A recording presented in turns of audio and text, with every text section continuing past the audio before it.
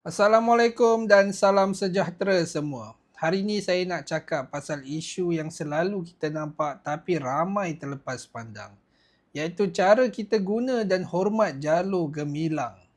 Kadang-kadang kita nampak bendera dipasang terbalik dan ada yang warnanya tak tepat, malah ada yang guna saiz bendera yang salah. Nampak macam kecil je kan?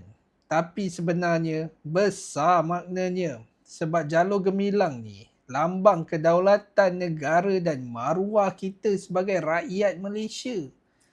Jadi bila bendera dipandang ringan, ini bukan sekadar kesalahan kecil, tapi tanda kurangnya kesedaran dan rasa hormat. Sebab itu, kerajaan ada undang-undang. Contohnya Akta Lambang dan Jata Negara dan juga peruntukan kesalahan kecil untuk mendidik dan beri pengajaran.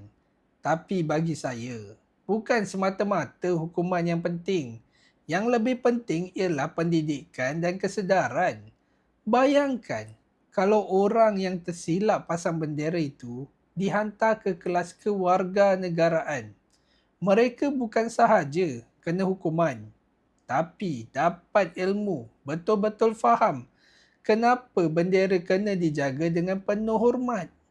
Jadi, kesimpulannya, menjaga jalur gemilang ini bukan tugas kerajaan je, tapi tanggungjawab kita semua sebagai rakyat Malaysia.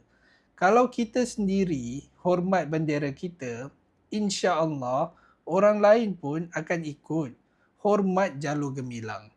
Hormat diri kita sendiri sebagai rakyat Malaysia. Sekian, terima kasih. Merdeka!